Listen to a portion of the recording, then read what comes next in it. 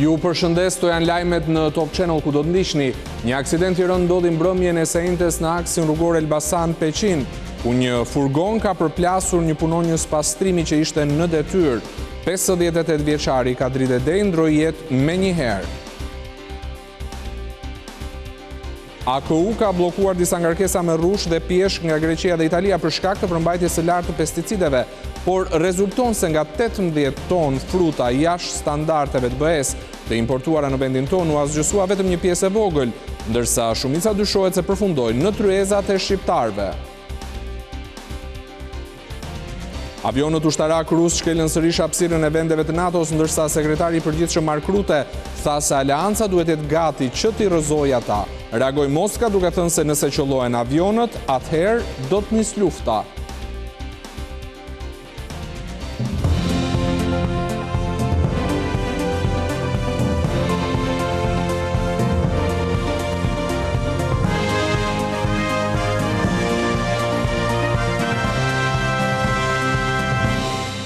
Një punonjës pastrimi humbi jetën mbrëmjen e sejntes në aksin rrugor Elbasan Peqin.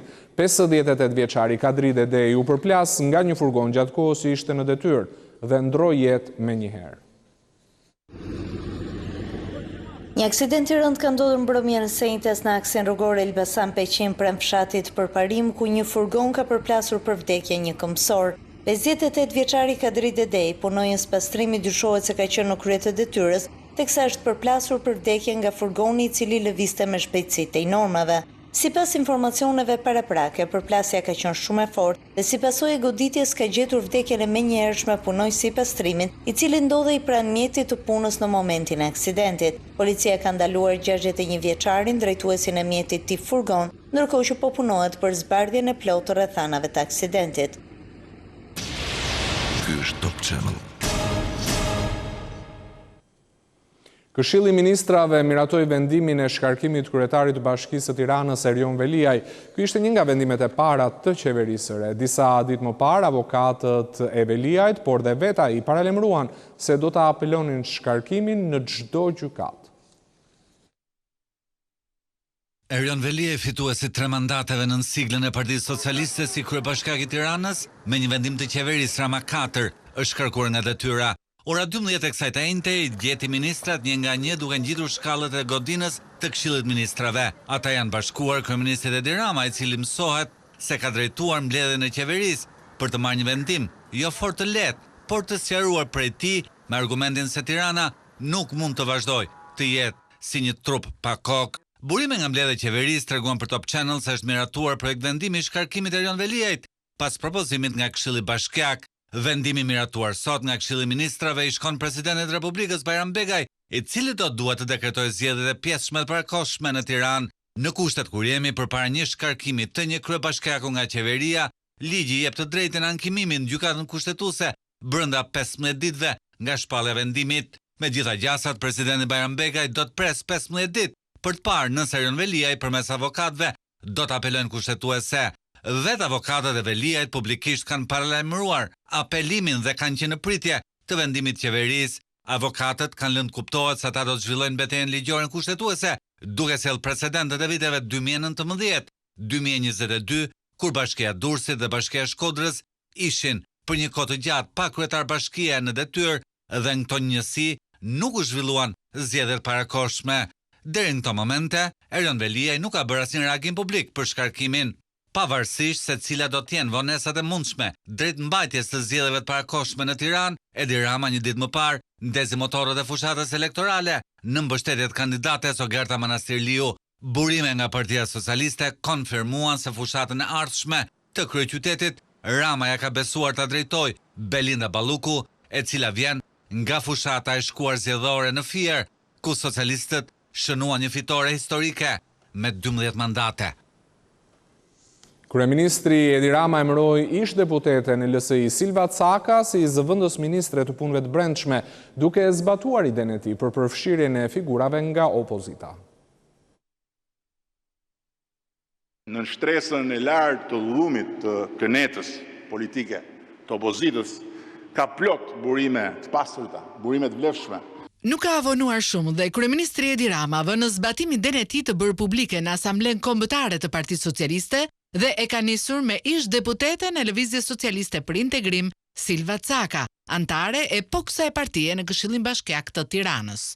Në mbledhjen e qeverisë këtë të enjte, Caka është emëruar zëvendës ministre e Ministrisë së Punëve të Brendshme. Silva Caka është njohur si një nga mbështetësit më të afërta të kreut të Partisë së Lirisë tashmë i burgosur, Ilir Meta. Silva Caka ka qenë prej vitesh pjesë e strukturave drejtuese të Lëvizjes Socialiste për Integrim, ku fitoi dhe mandatin e deputetes dhe Partisë së Lirisë, si lëvizja e gruas brenda partisë apo sekretare për marrëdhëniet me publikun. Por në zgjedhjet parlamentare të 11 majit, ajo u tërhoq nga fshata e opozitës për arsye familjare, ndërsa këtë të enjte, përmes një lëvizjeje surprizë nga Këshilli i Ministrave, Caka merr postin e rëndësishëm në Ministrinë e Brendshme, duke u bërë numri 2 i këtij institucioni. Caka ka zëvendësuar në këtë detyrë ish zëvendës ministrin Andi Mahila, i cili u shkarkua pak ditë më parë me urdhër të ministres së re, Albana Koçiu, pas denoncimit të një qytetari që e kishte fotografuar duke konsumuar cigare në një ambient të mbyllur. Po ashtu, qeveria firmosi dhe emërimin e 2 zëvendës ministrave të tjerë që i shtohen kabinetit të ri. Edona Bilali, ish deputete e Partisë Socialiste në qarkun e Shkodrës, emërohet në postin e zëvendës ministres së infrastrukturës dhe energjisë, ndërsa Eugenia Tomini rikthehet si zëvendës ministre e shëndetësisë, duke ikur nga Instituti i Shëndetit Publik që drejtonte deri më tani. AKU ka blokuar disa ngarkesa me rrush dhe pjeshk nga Greqia dhe Italia për shkak të përmbajtjes së lartë të pesticideve, por rezulton se nga 18 ton fruta jashtë standardeve të BE-s të importuara në vendin ton u asgjësua vetëm një pjesë e vogël, ndërsa shumica dyshohet se përfundojnë në tryezat e shqiptarëve. Edhe fermerët europian nuk mbetën pas me përdorimin e pompës me helme.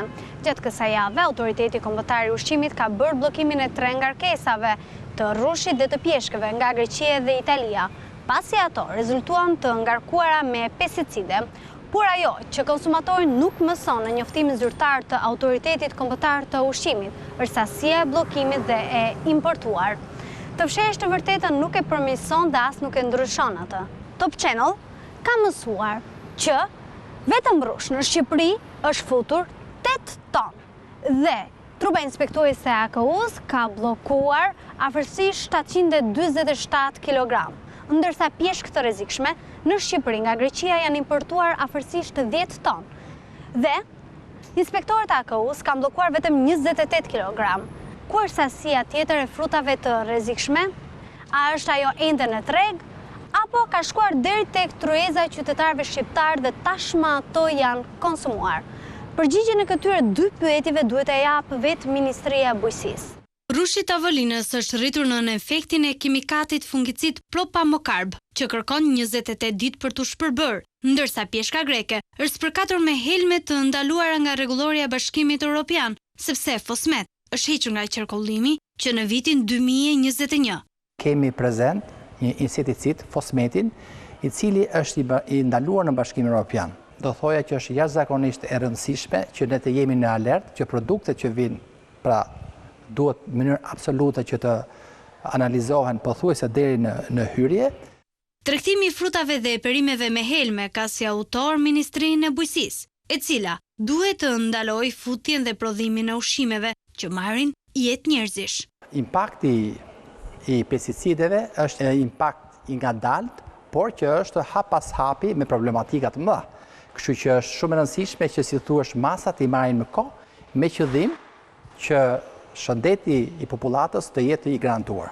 Siguria ushqimore është pjesë e sigurisë kombëtare, jo më kot shtetet si Kroacia dhe Slovenia, produktet e importit i analizojnë që në pikat doganore. Kështu ato parandalojnë futjen e tyre në treg, duke kujdesur për qytetarët vendas.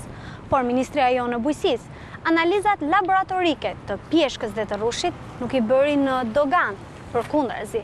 Ato u kryen në kohën kur rrushi kishte shkuar në raftet e marketeve. Për Top Channel, nga Ministria e Bujqësisë, Rudina Muça.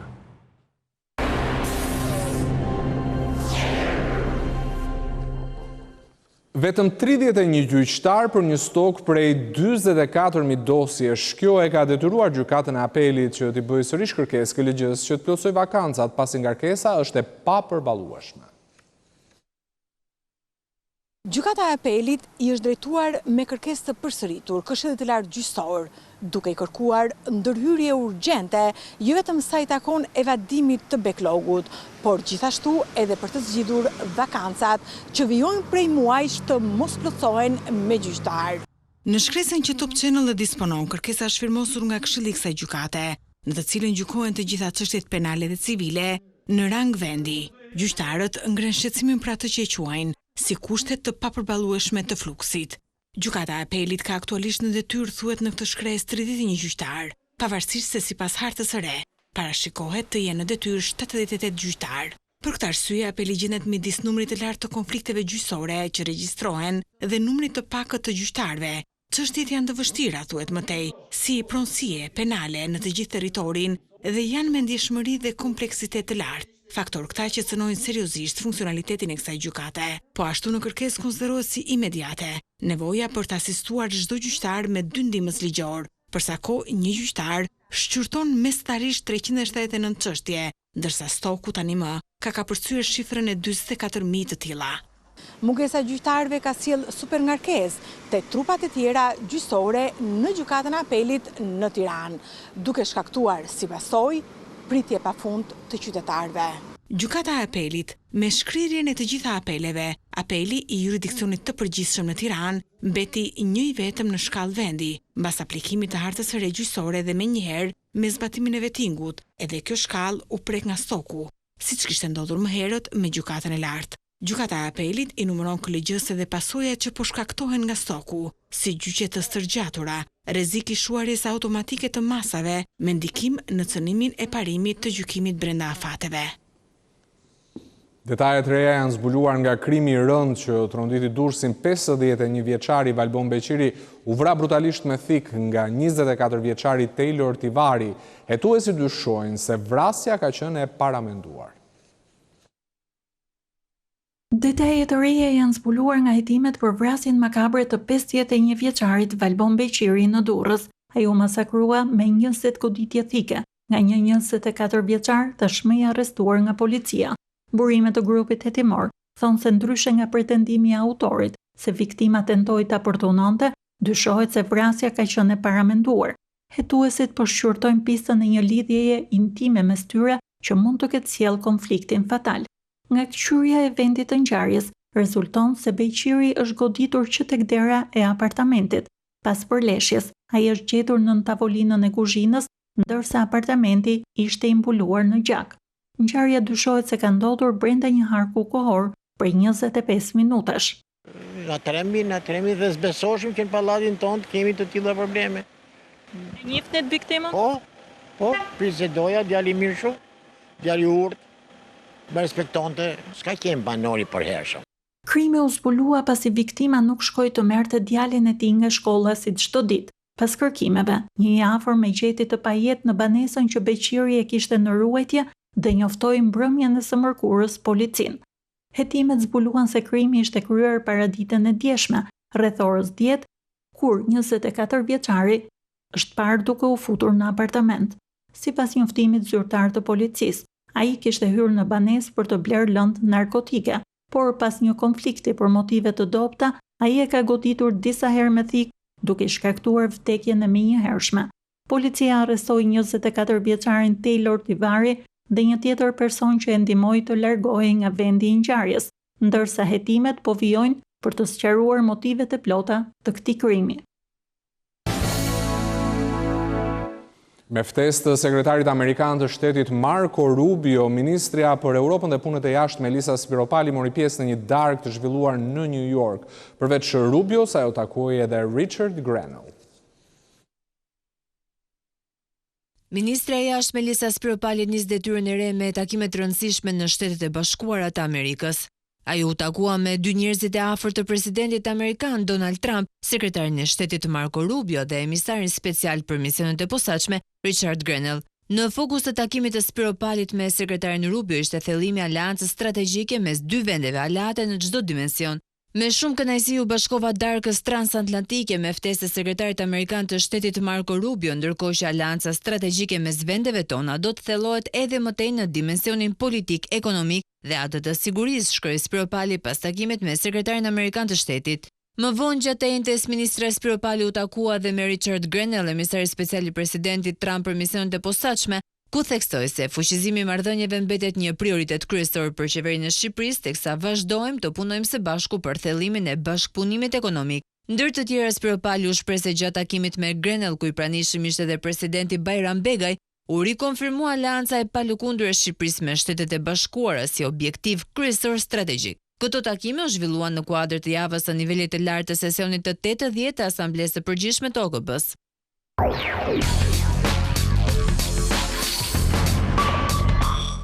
Në Asamblenë e Përgjithshme të Kombeve të Bashkuara, presidenti Vjosa Osmani takoi përfaqësuesen e lartë të Bashkimit Evropian Kaja Kallas, ku kërkoi që t'i qenë masat ndëshkuese ndaj Kosovës. Bisedën e zhvilluar me përfaqësuesen e lartë të BE-s Kaja Kallas gjatë një takimi në New York në margjinat e Asamblesë së Përgjithshme të Kombeve të Bashkuara, presidentja e Kosovës e kanalizoi tek njëri prej shqetësimeve kryesore të Prishtinës zyrtare me bllokun evropian. Vjosa Osmani insistoi për heqjen e masave ndëshkuese ndaj vendit të saj. Integrimi i Kosovës në BE mbetet një nga prioritetet tona kryesore shtetërore. Në këtë frym ritheksova domosdoshmërinë e heqjes së masave të padrejta të BE-s ndaj Kosovës, të cilat po i dëmtojnë të gjithë qytetarët tanë pa përjashtim, u shpreh ajo. Bashkimi Evropian vendosi masa ndëshkuese ndaj Kosovës në 2023 pas rritjes së tensioneve në veri të vendit dhe mbajtjen e tyre në fuqi. E arsyetoi me pretendimin se Kosova nuk po bënte mjaftueshëm për shtensionimin e gjendjes në këtë zonë të banuar me shumicë serbe. BE-ja foli për heqje të disa masave pa shpjeguar se cilat do të ishin ato, por RL-ja mësoi nga burimet e saj në Bruksel se masat në fjalë kishin të bënin me marrëveshjen e stabilizim asocimit, paktit të parë kontraktual ndërmjet Kosovës dhe bllokut evropian dhe kornizës së investimeve për Ballkanin Perëndimor. Kosova e synon prej kohësh antarësimin në BE, por ajo vazhdon të mbetet vendi i vetëm i rajonit që nuk e ka statusin e vendit kandidat.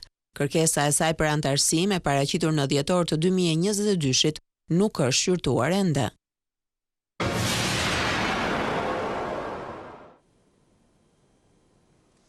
Avionët ushtarak rus shkelën sërish hapësirën e vendeve të NATO-s, ndërsa sekretari i përgjithshëm Mark Rutte tha se aleanca duhet që t'jetë gati që t'i rrëzojë ata. Reagoi Moska duke thënë se nëse qellohen avionët, atëherë do të nisë lufta.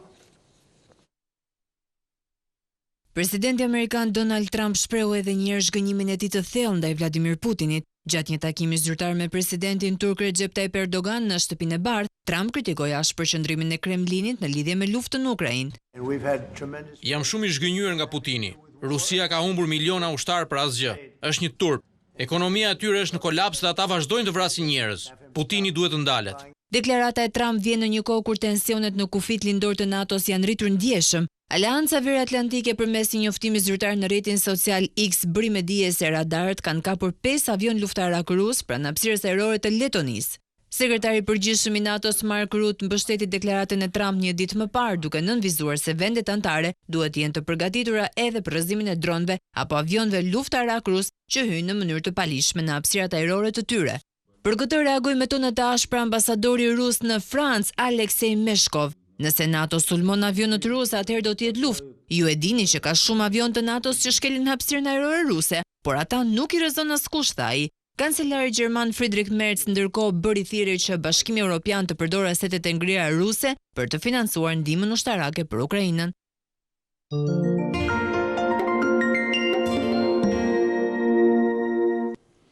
Opera La Traviata e Giuseppe Verdi rikthehet në skenën e teatrit kombëtar të operas dhe baletit, duke hapur kështu edhe sezonin e ri artistik. La Traviata, një nga operat më të dashura të Giuseppe Verdit, vjen në skenën e teatrit kombëtar të operas dhe baletit, me një produksion të jashtëzakonshëm nga mjeshtri me famë botërore Hugo De Anna dhe mjeshtrin muzikore të Francesco Massinit. Është hera e parë që vi në Shqipëri. Kam punuar shumë me orkestrën, korin, ansamblin e solistëve në këtë teatr dhe mezi pres t'i paraqesim publikut shqiptar një produkt të kuruar dhe të bërë me shumë pasion. Një histori dashurie e bazuar në një personazh real që sfidon kohën. Violetën e luajt për më tepër se 70 herë, edhe është nga rolet e mia më të dashura, po ky produksion në fakt është shumë i veçantë për mua. Me një skenë madhështore dhe kostumografi që na çon në Parisin e fund shekullit të 20, 3 trupa artistik do të dhurojnë 4 net fantastike nga data 26 deri në 29 shtator, në Tingujt Verdian në Teatrin e Operas dhe Baletit. Premiera e produksionit të ri të kësaj opere është pjesë e sezonit të ri artistik që do të pasojë me koncerte dhe bashkëpunime dhe me teatrot e qyteteve të tjera në vend. Orkestra e Teatrit Kombëtar të Operës dhe Baletit do të prezantohet në Festivalin Respighi në Bologna. Do të vazhdojmë me Festivalin International Dance Festival. Kemi një seri koncertesh simfonik ku do të veçoja violinistin Giuseppe Gibboni. Një nga koncertet që do të mirëpritet do të jetë dhe koncerti Beethovenit me violinistin Jonan Kadesha. Do të kemi në fillim të dhjetorit operën Trovatore, duke pasuar në fund dhjetori me Arthuesin. Prioriteti këtij sezoni për drejtuesit është ngjitja në teatr e artistëve shqiptar që kanë shkëlqyer në skenat botërore. Këto shqiptar, këto talente që nuk kanë ardhur në Shqipëri përpara, po mundohemi t'i sjellim afër teatrit tonë, sepse këto duhen vlerësuar dhe duhen ngritur sa më lart. Dhe ishin këto lajmet në Top Channel, nderuar shikues. Mirupafshim bashkë.